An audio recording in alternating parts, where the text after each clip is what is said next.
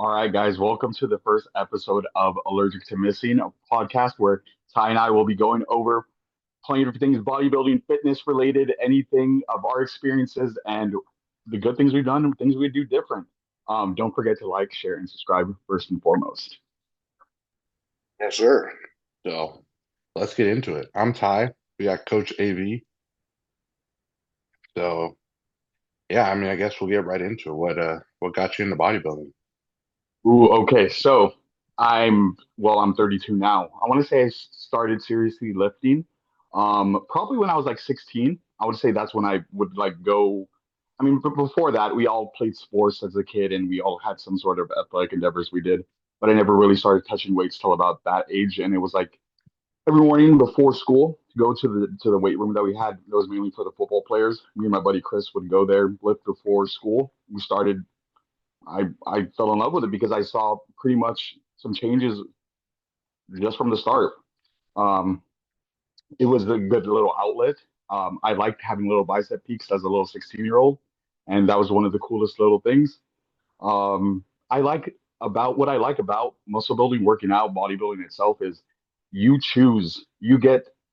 have a canvas and no one can do the work for you. It's a status symbol. Like if you built some muscle, it's hard earned.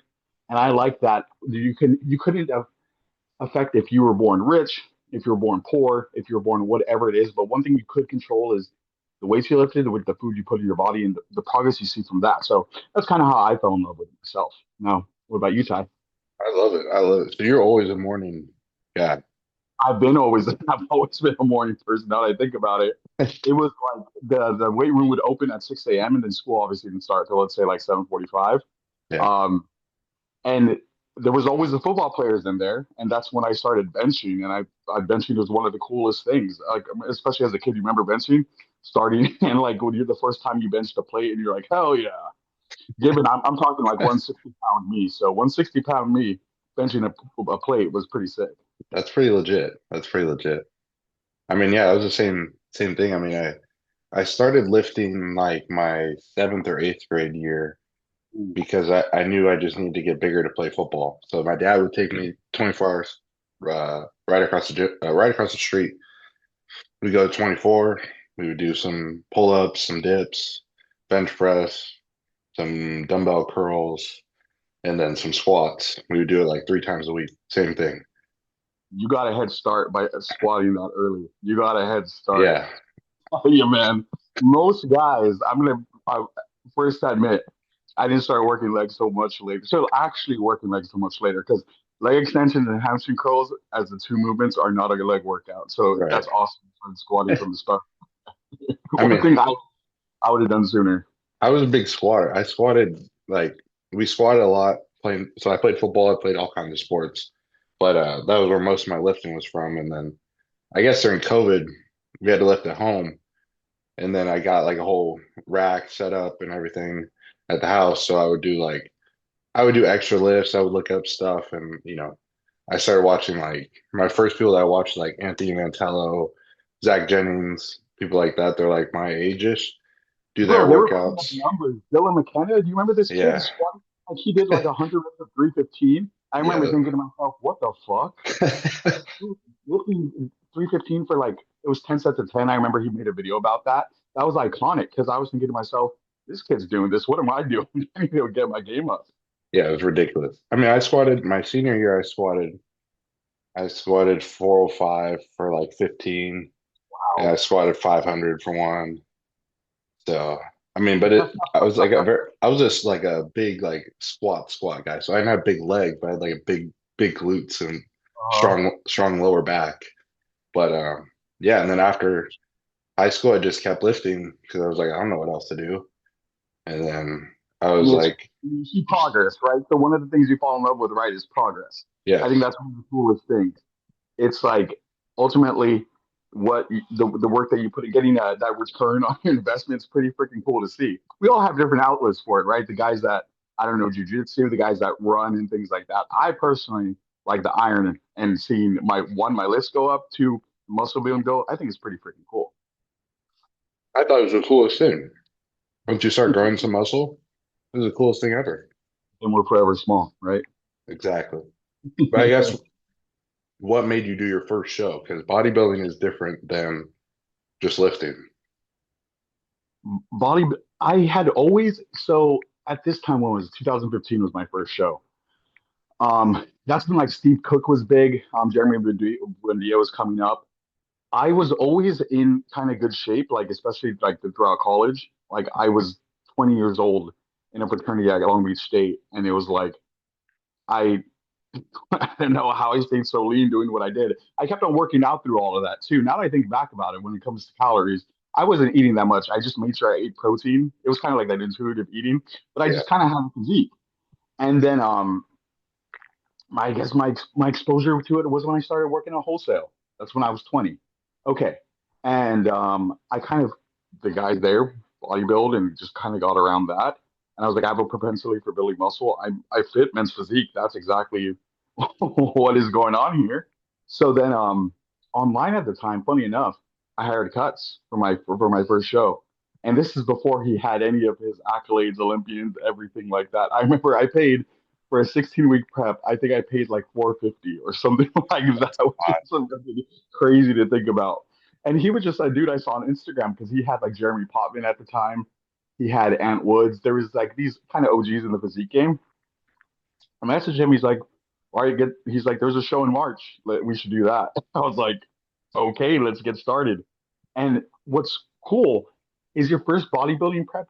Everything is so new to you that you have no idea. You have no expectations. You don't know what's gonna come next. It was, I want to say, a blur in a positive way because you just saw changes. I just saw changes in my body I'd never done before, and this was my natural prep. So I was.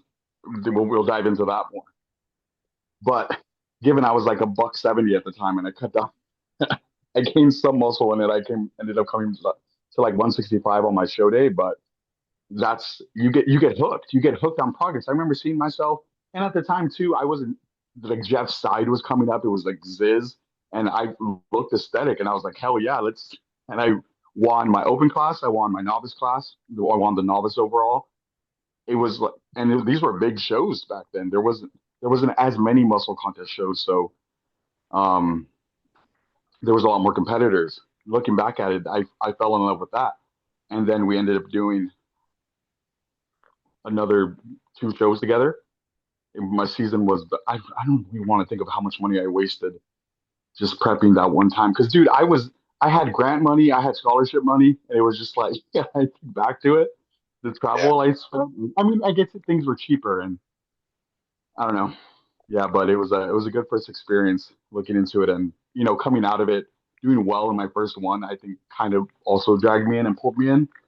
But then after that is when I realized I was small, and then I hopped on.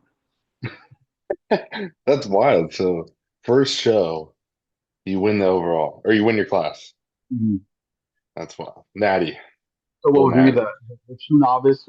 What which it is now, the true novice and the true novice overall, and Yeah. then my.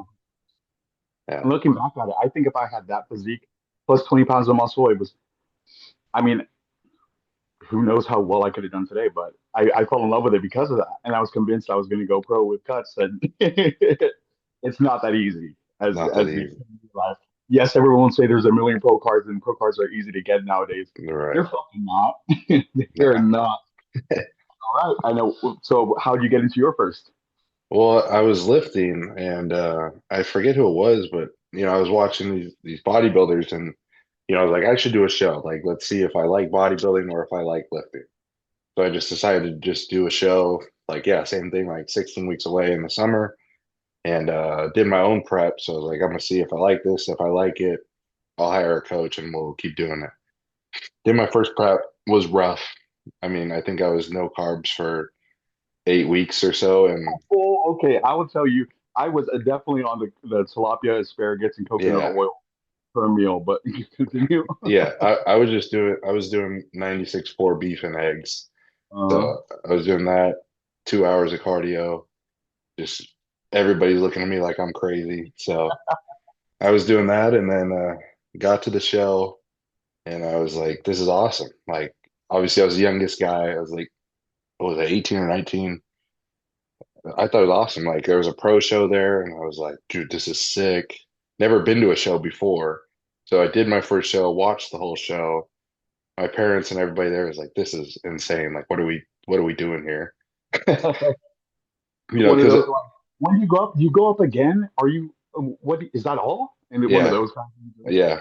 Well, I did classic and men's physique, true novice and open. So I was up four times, but there was a pro show in between. So the open pros come out and like my parents are like, what is this? Like, this is what you want to do? And Was I this was a like, cow? yeah, there's a cow. Oh, oh, so you got the freaks at Yeah. your. I think that was the one where Tonio beat Ross. So like Okay. Ross is on stage like yelling while he's posing and everything. Uh, It was all I was like, this is so sick. So I finished the prep and then I was like, I got to do this. And then I hired Sebastian Burka was my first coach. So I had watched his stuff forever and I haven't seen him anything about him since his nationals prep. I know, total yeah, sidebar. I I don't remember know. watching his nationals prep and being like, "Fuck, dude, Yeah, he looks good." I remember he yeah, shit the bed or something bad happened. But something happened. I remember thinking he's gonna get it. But then the shots come out and you realize, okay, guys are much bigger than he is. He looks aesthetic and all, but put him in the lineup. That's the thing about bodybuilding, right? You can look so awesome on your own. You can post the best pictures, and the second you get put up to someone better than you were like, yeah, I got more work to do. I think that's my favorite thing about bodybuilding is that you literally don't know who's going to show up at a show so that you can't like in a way there's nothing to stress about. Like you just have to be That's yourself. you. Yeah. You- It's like not like playing sports where you can play defense or game plan or whatever. You just show up, which I think a lot of people don't understand. Like when you're telling somebody that you're going to do a bodybuilding show, they don't like wrap their head around that like there's nothing I can do, Yeah, yeah. which is cool. Outside of like your own variables that you are in fucking Right. control of. How long you've been under the bar? Are you hitting every meal? Are you getting all your steps in? Are you making sure you sleep good? All the other those little intangibles. There's no one else in that driver's seat but yourself. Yeah. It's right. Yeah. So I mean that's how I felt like this last prep that I did. I was like, well, I did everything I could do, and this is the best that I am. So that's what it's gonna be. 100%. But I I'm was the sure. same way. After the first show, when I got a sabat, that was when I hopped on. Oh, let's segue right into that. Let's talk about I'm sure in our Q&A, both of us got what your first cycle Yeah, experiences, things yeah, like that. I think that would be a really good kind of first one to dive into. So I'll go first. After my first prep with him, this was going into like I wanted to do USA's that year because he was like, I think you can do it. Thinking back, man, I don't think I haven't talked to too many people about this. I realized what I did. I did 1 ml of the Rip blend 3 times a week. So 300 test, 300 mass, 300 Tren. And when I think about it, I mean, I guess the Tren's a little excessive, but I mean, that was commonplace. So yeah, that 300, 300, 300 was the men's physique special. That's what every single guy did, somewhere between those numbers.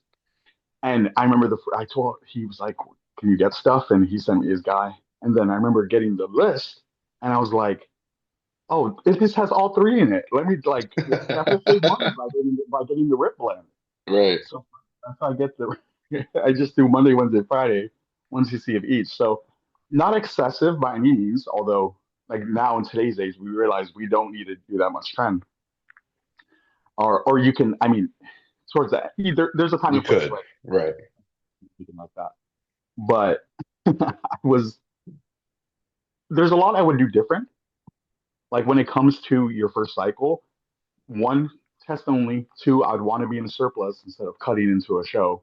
Plenty of different things. So I would do that a lot differently. But at the time, that was his suggestion for the goal at hand. Like I blame nothing on him for putting on too much or anything like that because Right. that's that's what was being done. And that was just commonplace. I Yeah. remember when we added in 50 megs of Winstraw, and that was it. I couldn't even think back to like what AIs or any other little. There wasn't ancillaries at the time, actually. Right. Now I think about it, back in 2015, No one was taking telmisartan and ezetimibe. No one was this Right. stuff. He had me do like a post-show blood work maybe like 4 weeks after, and I realized I looked back at private MD labs. It's funny enough, you can go back at your old panels, and I was like, oh my god, we need to save these for no for other episodes. But my first HDL, I it was not good. But anyways, so 1 ml of that 3 times a week, and I guess looking back, funny enough, I looked at my GPZ before all these things were available on Amazon, the pins and everything. GPZ Med Lab, EPC. Yeah. yeah, for because you couldn't get it much place else. I was doing harpoons in my ass, 22 gauge, 1.5 inches. That's insane. Given I was doing 1 cc, so it wasn't, and then I was rotating, and I was too afraid to do delts Shoulder. or lats or anything else. You might hit the So bone with that. I was thinking, and dude, and I was like 100 and maybe at this time 180 pounds. Yeah. No, I didn't have that much fat. Given I didn't have an ass because I didn't work legs like that at the time. Right. So I'm thinking, I don't remember getting any issues. Like I never had any abscesses or anything like. I don't remember anything debilitating. This was over 10 years ago now, or 10 years. This year I was 22. But yeah, I guess not the worst. It was what I needed, what was required at the time. So not excessive, not definitely not a beginner cycle that I recommend anyone do now. It had its place. What about yourself?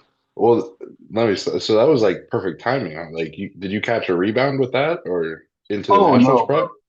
I dropped out because I was way too like I completely dropped out of that prep.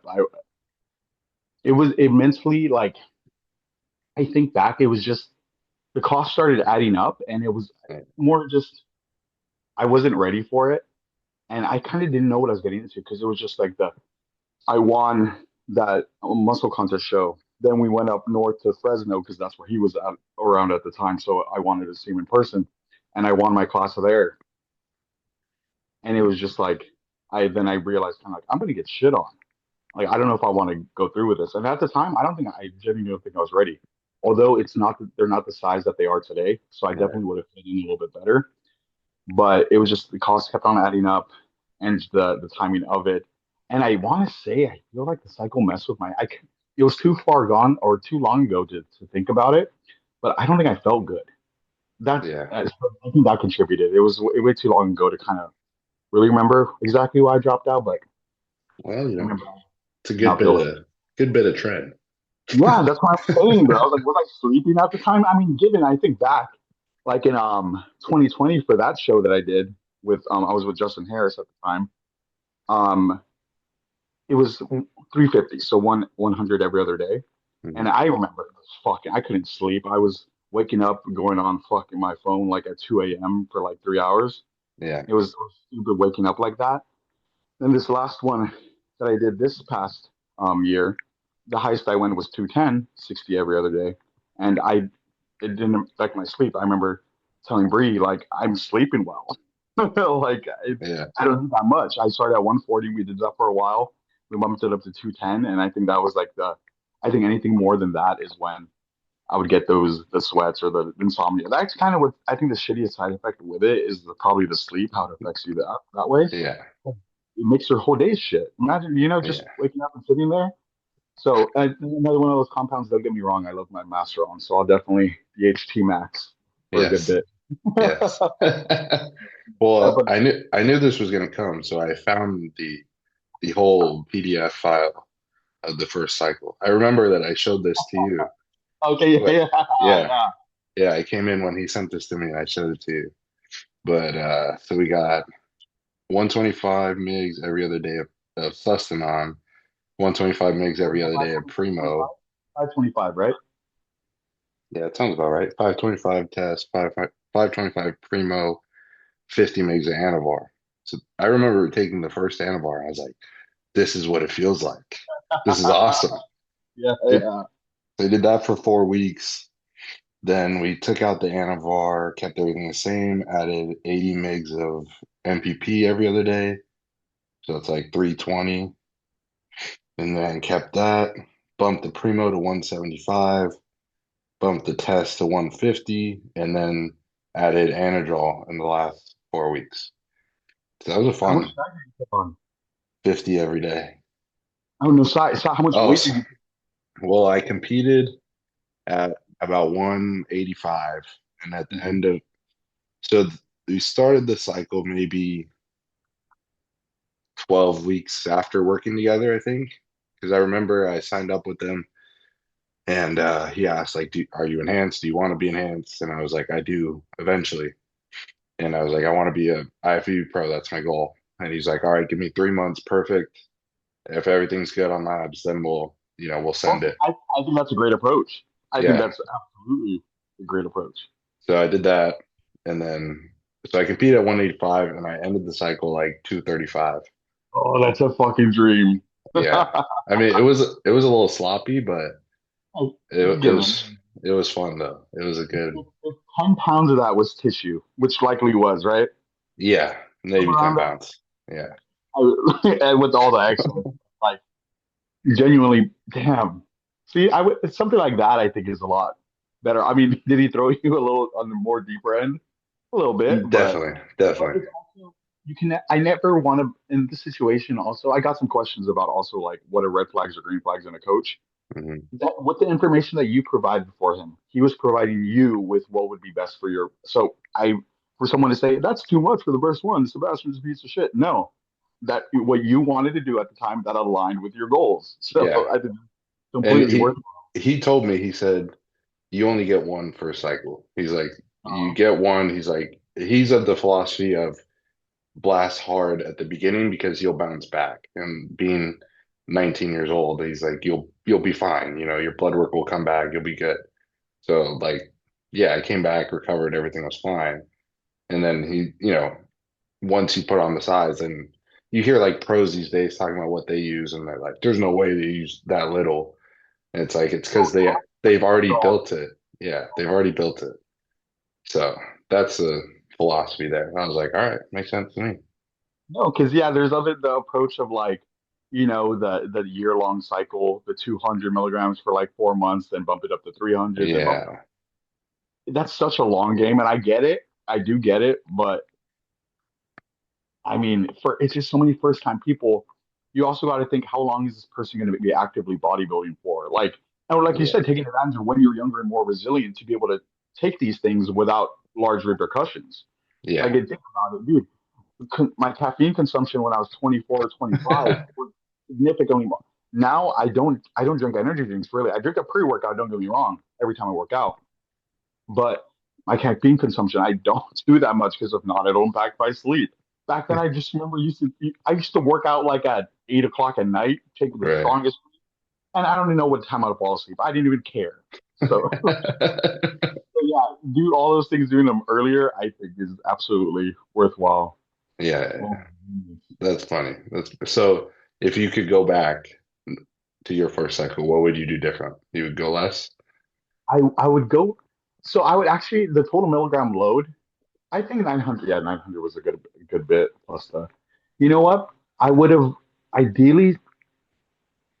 What would have been sick is rebound out of that show onto like I mean at the time like you just went through a prep so your body's beat. Even like a 350 test. That Mm-hmm. after a post show and just be as diligent, I would have grown perfectly well that way. Escalate it up, maybe end up at 600. At the time though, Primo was like no one touches that shit. That shit's for girls. So actually, so 10 years ago, no one used Primo. No one Right. now. That's all I want to do is master on Primo. Funny enough, is that's what I feel good on. I know when I genuinely feel good on test math and Primo. Anything outside of that, I can sort of feel the differences, whether it's MPT or trend like that. That now, I different impacts mentally, I guess, or physically, like skin quality wise and other things. But yeah, I guess what would have been nice would be like 600, 300 Yeah, test premium. That would have been sick. But I would have definitely done it in a growth phase for my first one instead of cutting down and then kind of shitting the bed and quitting at definitely. the time. Yeah. I think it was interesting that he knew, or well, I guess he didn't know, he guessed for my first cycle to put my test and primo 1-to-1 because now looking back, like I'm always close to 1-to-1, whether it's primo, whether it's EQ, whether it's math, it's always 1-to-1 on the way that I aromatized. No, hey, that's good. I mean, you learned, and again, like you learned that early on too, right? Yeah, It helps to apply to today's thing. That's yeah, really. yeah. I guess Well, that he was kind of taking a shot in the dark at the time too, but obviously, like he definitely. was having you get your labs done, so you Yeah. saw too as well. Funny story. My first lab work, I passed out. Did you really from the drawing? Yeah. How do you feel? What happened? Like what I was going on? was, I was like, actually, like, I was pretty stressed about it because it was like 6 in the morning, and I was like Uh-huh. having to explain why I was getting a blood work done, and Uh-huh. I just paid, whatever it was, $400 before I knew where to get cheaper labs. Yeah. And I was like, I gotta go do this, and then there's like 10 vials. They take like 10 vials of blood, Uh-huh. and they have to show you each one. They're like, your name's on this, right? And they showed me the first one, and I like passed out forward. I was just sitting in a chair, and I fell forward. What did they do? They had me. I'm guessing they had to wake you up, sit you up, and just kind of I just, make I sure just, I woke up. My mom was there, and then the nurse was like all freaking out. you're like. Yeah, Have you ever donated blood? I had donated like a couple weeks before that. You had that didn't bug you? No, Huh? I don't know. 'Cause I guess that one you kind. I guess not to say you feel, but like you can work out the same day as like a blood draw for blood work, but for obviously donating a pint or Yeah, more, no one should be training later that day, or it's not yeah, smart. Not not smart. smart. Yeah, that was interesting too. I got my blood work done like 2 weeks ago, and the nurse, she says, she's like, "Are you gonna work out today?" And I was like, "Yeah, but not till later." And she's like, "Oh, just wait like an hour." She's like, "In an hour, you'll be fine." And I was like, "That's interesting. You're the first one to say that." Like, usually they say like, "Don't work out today." Oh And I was like, I never even say anything like that I did work out. yeah. I just, why are like they assuming? like more than like when you draw blood, sometimes they'll be like, or I mean, donate blood. They'll be like snacks and take as much time as you need waiting before you leave or anything. I'm like, I mean, I'm good to go home and drive. Like, don't get me wrong, I'm not gonna go run a mile or anything, but Right. yeah. Do you have any funny blood work stories? No, I mean, like, I don't want to. It was it wasn't as common to get. Like, dude, this is newer. Yeah. Like, we're talking like newer things in the bodybuilding world, or not newer, but things like ancillaries, like meds to take, um, getting blood work done as often, and looking into actual markers versus like, oh my gosh, your hematocrit's 52, you need to go donate blood right now. We know that you can run a little bit higher. Obviously, Right. there's red flags where you should be proactive about things, but it was like no one knew what ApoB was 10 years ago. Yeah. What was your GGT? What's a GGT? Like, Yeah. like your liver enzymes are 80, like you've been off orals for a while and they're like in the 80s, like you're fine. Did you work out yesterday? Okay, your AST is gonna be okay. Things like that. It's relatively newer. Like I don't want to Right. say it wasn't as proactive, I want to say until maybe 5 years ago. And it wasn't like I was completely reckless or anything before. It just wasn't as commonplace. Like one of the first places I started learning about that kind of stuff about being proactive with health metrics was trained by JP's forum. Have you ever signed up to his forum? Yeah. They were doing stuff a lot earlier, like reading into like Kuba's logs and like JP's logs and everything. I mean, that's when it was like, hey, you want to check this out, or when I think remember, oh, did Matt Porter passed away before you started bodybuilding Like right around the time I started. Yeah. because he was one of the first. RIP Matt Porter was one of the first people to come out with health supplements like Hmm. Heartzol and Cardiozol. Yeah. Before that, it was like you got the Jero's brand, such as Bergamot, which is still a quality brand, but it was just like take some of that, take some Live 52, the Himalaya brand. Like, Yeah. there's nothing, not, I don't want to say nothing in Live 52, but we know what genuinely works now. You need to take some NAC, some Tudka, some glutathione. What that blend in Live 52 was not the Yes. amazing end all be all where people made out to be like, you're taking Anavar, you got to take Live 52. And like, no one knew what the active ingredients did. It was just, you took Live 52. Right. Yeah. Yeah. I, Yeah. I learned about that from Live 52 from Andrew Barry said it on an old podcast that I was trying to learn from Oh, on Think Big. He said something about Live 52. I was like, I had to Google it real quick. I was and like, what is this? I need it. I need Yeah. it. But that's funny.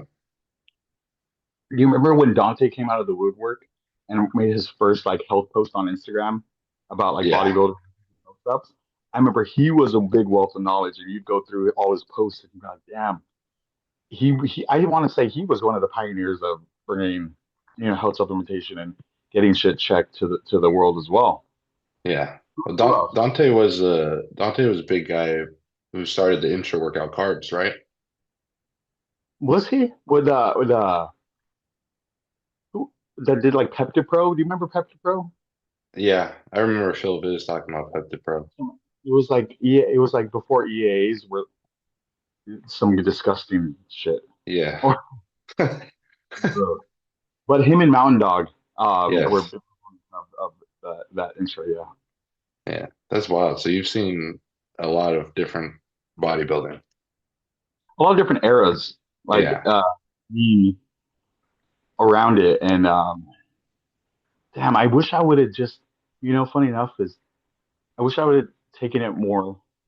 I had a lot of, I don't want to say I had breaks from like working out or training, but definitely more bullshit times than not. I would imagine where I'd be at today if I just kept it consistent the whole time. But now it's my full time job, bodybuilding coaching and fitness coaching. So it paid off in the end. It paid And off. I went to school almost for fucking nothing. So I just owe student loans for I would I didn't, I mean, college had its place too, and I'm definitely glad I still went to college and everything. Right. But that was a waste. Yeah. I think if I could go back, I think I could just be a better client. Being an athlete for the for my whole life, like I was very much like whatever coach says goes. uh-huh. So like I remember like not asking a lot of questions, you know, and doing whatever it says, but not asking any questions. So I had to like go learn on my own, like when they would something new would get put in my plan or whatever, like like when I first started the cycle, he's like, on the days you take Anavar, take the liver supplement twice, you know. And I was like, okay, whatever. I didn't look into what was in it. Uh-huh. He just gave me the whole list. I just bought the whole list. So I had to like learn everything on my own. And that was the same thing that did. Especially someone like him, like I feel like he would be receptive to someone who is like who's doing the work. Where if you ask, "Hey, what does this do?" I'm sure he would have been like, "That's how I feel with like when somebody asks me a question. If I know they're diligent and on their shit, I have no issue explaining what everything's for." Yeah, 100%. I know that he would have. I just wish that I would have asked. Yeah, yeah, yeah. Yeah. Same thing with so for my prep, I worked with Kyle Wilkes. So I did about a year with him of like a off season. We did a health phase, and then we did the prep, and it was the same thing. I didn't ask any questions. Uh, No, no. No, I was just like whatever happened. But I feel like with the prep too, I was very much like an athlete of like, no, I'm fine. How are how are you feeling? Are you feeling run down? Whatever. And I was like, no, I'm good. Feeling terrible. So it was like, Funny enough, you say this. It's just like I would sit there, like there was a period of time my last prep when I would be sitting working at my desk and I would get the cold sweats for about 20 minutes every morning. And I would just be like, this is part of it. This is part of it. yeah, Like, I don't care. yeah, that's not good. Yeah. And then I'm sure, like, I didn't even want to check my blood sugar at the time because I'm sure it would have been like something extremely low and it would have freaked me out. I would have just been thinking about that. Makes sense. You go hypo during cardio? Oh, I love it when I do though. Like I'm burning more. Fat cells are actively dying. They They're are. in like They in are. a sickening way, right? When you do feel that genuinely, you are probably burning way more body fat that way. So Yeah. No, you are. I do enjoy it. Yeah. I was going hypo during my cardio, and I remember telling Kyle, like, I was like, I don't know what's happening. Like, I don't stop sweating until like after my second meal. And he was like You'd be showering, right? And you'd still have showering and sweat on sweating. Yeah. And he was like, He was like, get a blood glucose monitor. Uh-huh. I think I got one from Costco, and it Uh-huh. kept every time I checked it, it said 94 every time. Change the Huh. batteries, 94. So I'd send it to him. He's like, send me a picture. I sent him a picture of the thing. He's like, yeah, just get a different one. So I'm Yeah. going hypo, check it at 94. I'm like, all right, I guess I'm fine. And then I get a different one, and it's like 60. Yeah. There we go. That makes a lot more sense. Yeah. You know, I Well, have a question for you. When you just have to, you obviously being in a cutting scenario when you can't just have some simple carbs, you just find you can let it ride through. That's what I would have to do. Like I would sit through it and it would just eventually go away. I mean, obviously after like other meals and just time. I mean, yeah, eventually there was nothing else to do. Yeah, you just sit it out. Yeah. I would sit outside because I was already sweating so much, so I would just go sit outside. And I'd Mhm. be like, well, I don't know if I'm sweating because I'm hypo or I'm sweating for the sun. So 'Cause part of it too is obviously I want to say getting kind of anxious about it. Like if I would think more about it, it would make it worse and I would be sweating more. So I just kind of got used to just sitting in it and accepting it. That this is part of it. yeah, I guess that's a good segue when I was telling you about when I started using some insulin. Uh-huh. So since after the show in May, I've been coaching myself. I guess we get into that, but at some point decided I wanted to use some insulin and I wanted to know what it felt like at different numbers. That was like Uh-huh. something that like I think Skip Hill had said, I think it was uh, Andrew Barry. I think Andrew Barry Andrew was talking Barry. about how low he got it to like 40 or something one time. Yeah, so like I wanted to know what it felt like. So I just like I would take a good dose of Humalog and I had my meal and then When I had like a honey and like a Gatorade like right there and I just sat at the table and I just kept pricking it like every couple minutes and I got it down to like 41. So I was like, okay, I know what 41 feels like. I know what 60 feels like. I know what 75 feels like. that So no, that's and that's collecting data. That's self coaching right there at its best. it What was do I kind of feel like? scary. Oh no, and I guess, like I would you didn't have your backup there. Was anyone home just in case of anything? No, it's just me.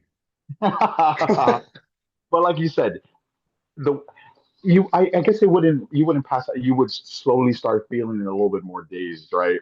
And if you Yeah. needed to, you grab the honey right away, get a spoon, and I right. just went straight to the Yeah, yeah. no, 100%. So Yeah. there's obviously ways to, and this isn't like the most responsible way to do it, the way that you did, but that's how you know. That's That's how how you, that's how you know. I Yeah. before for myself and insulin, I was 26 or 27 at the time, and this was with Justin Harris, and I had one bad experience with it, and I didn't want to do it anymore after that. So we were just doing a 5 IU's pre and a 5 IU's post. And at the time, I think it was in 2020, I was like, we trained, took it, and I was like, oh, I have time to walk my dog. No, Mm. no, fuck no, stupid. Walked him. I got started cold sweating. I got so uncomfortable. I sat on the sidewalk. I had to call my partner at the time. You need to get over. Can you grab a banana? Like grab some, run over here. And she ran to me and gave it to me. And if not, I would have passed out right there. And Yeah. that's I was just this is also me not looking. I should have. This goes back to like what you're saying about asking questions. I Right. didn't ask. I didn't look into it myself. He said, "Okay, get some Humalog, start taking it like this," and I just did as I was told. And he would always say, "Make sure you eat right after this or within 10 minutes after." I didn't. That was my Yeah. fault, but that kind of scared me. So doing my own research would have helped me avoid it that one time. I guess so. Like how you do yours like that, feeling how this felt, this blood sugar felt. I did none of that self experimentation, and now that scared me from doing it Yeah. anymore. And I was done. I guess it's a good so you've worked with multiple coaches. You did your last prep with cuts, Yeah. but In between, you've been coaching yourself, Yes. and So now too. honestly, the only I at some point, like I mean, over time, I wanted to hire this person. I did. I whatever. Genuinely working with an established relationship was Cuts and Justin Harris. I actually did a mentorship with Justin. Hmm. Where that's I was paying, I want to say like 450 a month, and he had some modules, and then we'd hop on a call and talk about stuff. A lot of what I know today and a lot of things that I apply, I got from him. Love all his stuff, dude. So that's the one thing he doesn't do that anymore because he now his supplement company, a million people he's coaching, Right. all this stuff. But wealth of absolute knowledge, and that whole incident thing was before I did the mentorship, and then I started learning more, and I actually apply things. But it was just mainly Cuts and Justin Harris. Hmm. And that's where Cuts is very much so, although kind of just do this, not as teachy. He's definitely more. I don't want to say like the elite athlete coach, but doesn't have as much time as he does, to apply to each person. Like I got a look because, or he worked with me because he had so much years in the past with myself. I'm not sure how many NPC athletes he takes anymore or anything like that. So, but I want to say learned the most from Justin because it was literally like a teacher scenario. Like you would have this learning, dude, like like molecular weights of carbohydrates, dude. I nerded the fuck out. If he offered that, I would tell you to. I mean, there's so many ways to learn now. Like John Cruz Yeah. is the blueprint. There's different coaching academies like Dave Mosquito's. There's so Yeah. much stuff. Isn't there so much information out there now? So much stuff. You just got to apply it. Yeah. Yeah. So So what's yep. your process coaching yourself? Are you Alberto's coach, or do you just look in the mirror, or Dude, it's in this. So each I I've I have my daily weight tracked. You probably have exactly the same. yeah. That's what I'm Dating asking. dating back to I couldn't even tell you the last day I didn't. If there was maybe there's had to be like 1 or 2 days across the past few months that I may have missed or something like that. But I mean that's one of the largest things like where my weight's at, where my calories at, track everything. There's maybe been one day this whole year that I didn't track my calories. And I usually go meal plan based just because that's Right. simpler like that. I'm not going to be starting. The second your calories get above 3,500, dude, you're not going to fucking count your macros. Stop doing that. I understand the whole lifestyle purpose of counting your macros, but dude, there's no freaking way I'm going to get that much food in a day if I'm trying to fit all this fun stuff. No, you can't. You can't. But it's like the way myself, what I see in the mirror, what my face is at, what is the protocol at, all these kind of things work. What is my next goal to do and all that. Right. But self coaching, like I'm sure you say the exact same thing. No one is harder on you. No one could be harder on you than yourself. It's like it's hard. Let's go back to the name of this podcast, Allergic to Missing. I couldn't like I don't miss. And most bodybuilders out there, they would say the exact same thing, right?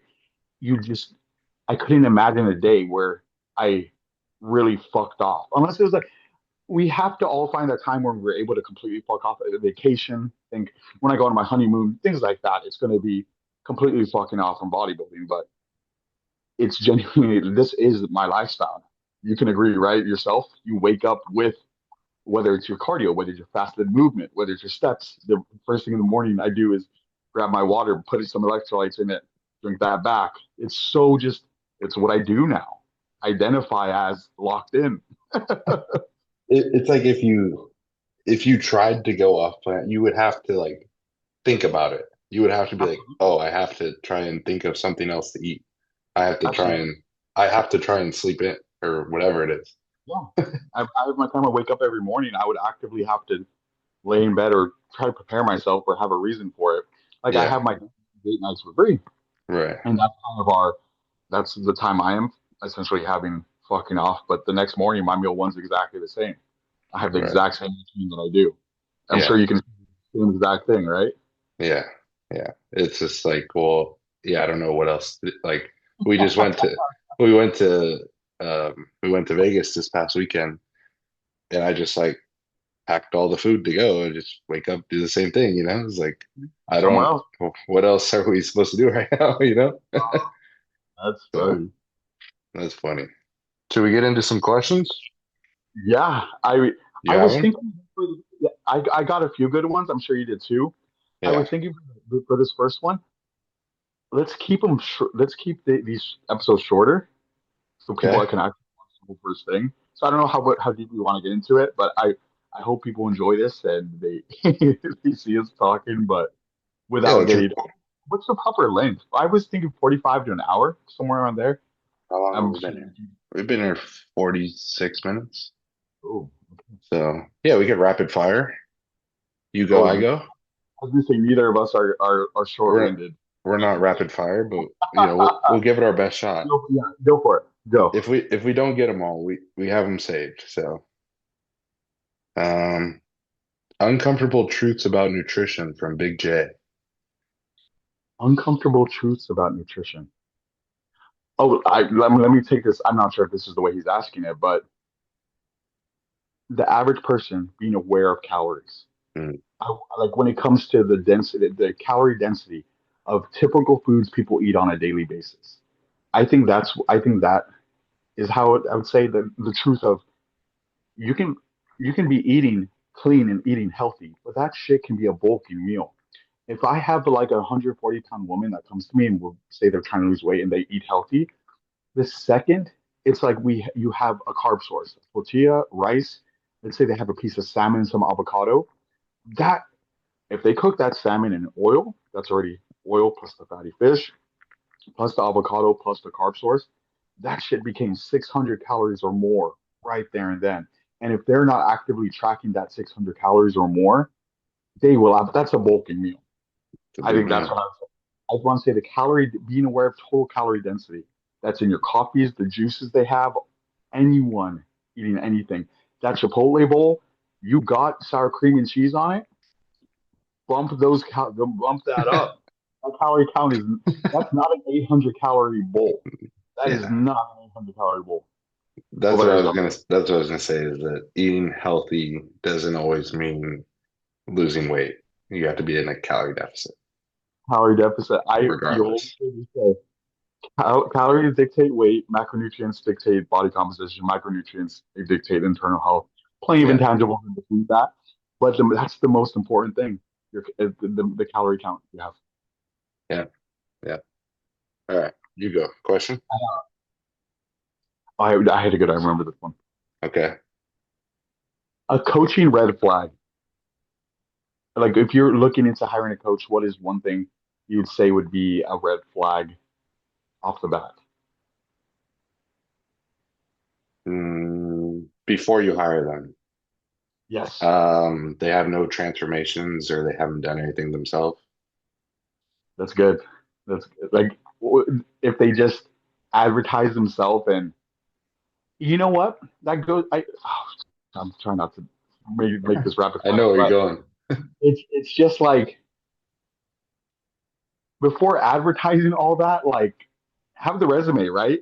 What is it, Blue Taylor? What is Blue Taylor? Show me the resume. Yeah, Something like that. If they have nothing to show for it quite yet, or I mean, let's say if they make themselves deceiving in the way of they can promise you all this or that, because I'm mm, all for this the person starting out. I'm all for the hey, I'm just starting out. I'm taking on my first few clients.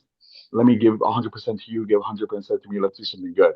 That from the start, I love that. Everyone should start and will start somewhere. But I'm talking about the ones that are like, let's have this fucking 30 this summer transformation now. Guarantee results, that kind of bullshit. That 30 right there. days. Uh-huh. Yeah, Now you and I could do some crazy shit in 30 days. I know if we apply ourselves. But that's years that's deeper into the game, right? that's for another episode. Yeah. Um, Big Mike says most overrated bodybuilding drug. Oh, that's a good one. You know what? I think I this don't is know. the cop out answer. I'm gonna say but Tren. I'm gonna say Tren. What Not to about say that? not to say overrated in the sense that I mean there's so much you can do without it and other ways you can get Do do what that does, but better. Or I want to let me keep it short. You can do what that does in other ways without affecting other things. I'm just gonna compare it back to the sleep thing, how Trend affects my sleep. That is not worth the fucking trade-off to me, where how good that effects will be or how it mentally makes me feel. There's gonna be something else that can do 80% of the job, and I won't feel like that. But you. Mm, I don't know. I like my trend. Yeah, no, it does its job. It does its job. My first thought was Halo, just because I feel like it's unnecessary for bodybuilding. You know what? I'm gonna funny enough say is I've used it in two different preps. I don't know at that point if I was just adding something the fuck else in. Just I for don't. I can't say I noticed the aggression that people say. I'm feeling pretty shitty. I'm sitting down in between sets. I'm not getting up. Like that. People are like, it makes me aggressive in the gym. Like for these lat aggressive. I may be a little less tired, but it doesn't make me aggressive. I think that's how go. I think the rest of them have a play in any situation. You could make a case for like maybe Deca, D-ball, not really necessary. No, no, no. More of a powerlifting thing. Yeah. But the rest of them got they you can put them in wherever. Oh yeah. Let me check. I'm gonna check one. Can you still see me? Yeah, I can see it. You're good.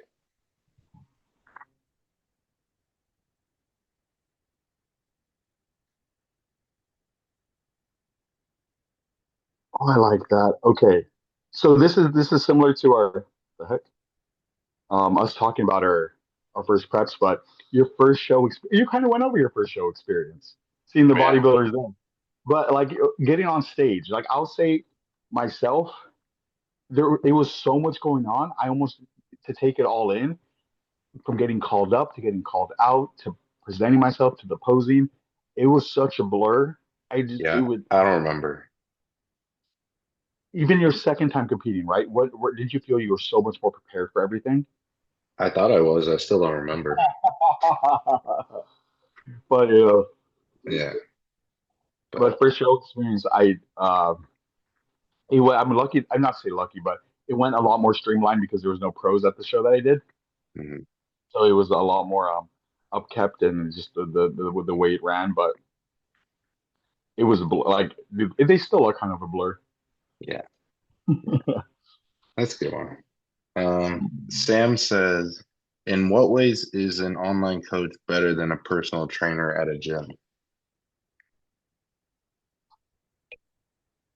It's in the I want to say like I'm gonna we have like let's say this is a commercial gym or even a private gym. Their goal is in that hour in a sense to give you the workout that you're looking for or put you to work on whether it's a pull day, a push day. They're putting you through those motions are meant to get your mechanics right, make sure you're moving weight to A to B correctly, getting a workout in. Versus bodybuilding or an online coach is all the other 23 hours in the day, they're trying to micromanage in a sense Microman. what you're doing outside of that to get the results that you're doing in the gym. One could say that's more important. A lot of people genuinely know how to work out or exercise, like or can put something together, pretty well, but they give you that structure outside to reap the benefits of what you're doing in the gym. The muscle stimulating that you're doing in the gym. Element coach is the one that's like, okay, pre-workout nutrition, here's what we're gonna have here. Post-workout, this is how much I want you drinking this much water a day. The personal trainers, their job isn't necessarily to do that. And I'm not going to blame them. They're not a shitty trainer because they're not talking to you about food or diet. They're not there for that. Like it's like a dentist. They're there to work on your teeth that day, and they can send you home with some information to take home, but they're not going to brush your teeth for you. Imagine, right? Yeah, So it's like right. Yeah, I think I was thinking along the same lines of like like I know like I still coach some people in person, like in person only. It's like I have you for 1 hour, hour and a half versus like online coaching, like I put times on when I want your meals, times of supplements. Like bodybuilding is a 24/7 thing versus working out is just working out. I mean, if working out was the most important thing, we would just all be in the gym all day. we're there for an hour and a half, 2 hours maybe, right? The rest of the day is what builds everything else. So 100%. It's there's you'll hear people throw out those percentages like it's 80% diet, 20%. It's a culmination of everything, right? To put percentage on it is very hard. But I'd be the first to say I think nutrition is slightly more important than that. Somebody can train 3 days a week, and if it's an efficient workout split, let's say they're doing upper or let's say push pull legs, they literally train 3 times a week, and they have a great diet outside of that, they can make some absolute incredible progress. Whereas yeah, if they're training 6 days a week and eating, not to say even garbage, just not being aware, like not getting adequate protein, and they're not going to reap what they want to get out of it. yep, yep. That was like right there is another question from Stefan. Says the importance of nutrition when taking peptides, anabolics, etc. Oh, Nutrition is you want to take this? paramount. Uh-huh. Yeah, nutrition is you can take whatever you want. It's not going to do anything without. I mean, it'll do something, but if you want to change the way that you look, it is nutrition at the end of the day. All these things amplify. I will say that one issue that I don't want to say issue I have with peptides, but peptides versus supplements, some peptides can do some stuff when you don't put any work in. You take a supplement and not the same. Peptides can Yes. be a crutch for certain things, but my why wouldn't you maximize what you get? Just make even smarter choices. The whole Retta is incredible. Retta is one of the most miracle drugs that has come out. Its application in every way. Be a little bit more proactive with what you're eating when you're taking it. You will get 20 times the results. Like it's not just about eating less calories because that's how you get the Ozempic. But you know what? That's why you have malnutrition. That's why all these issues are coming up, not from the drug itself, but from the lack of nutrition you're not getting in. They all are amplifiers. All these things are just gonna. Why wouldn't you want to get the biggest return on investment? A lot of these things aren't cheap. People No. are the first to spend $300 a month on a stack like that. If I'm investing $300, it's like imagine signing up to a jujitsu dojo gym. I'm not sure what they're called, and paying this amount and not going and trying and running these classes. Like, why would you do that? No. Like, get the Yeah. most out of it. Apply yourself, and it, sky's the limit. Yeah. I think I forget who I was listening to, but they were saying that like lifestyle people should take notes from bodybuilders because everything foundational is in line first, and then we can, play with different whatever it is, supplements, peptides, whatever, and they have a greater effect for us because every other variable is the same. I'm not sure. Do you listen to Hunter Williams? Occasionally. He is not in the bodybuilding world. No. But he does give credit where credit is due in the sense of he says that he's not a bodybuilder. He doesn't coach bodybuilders. He's on this whole different spectrum of things.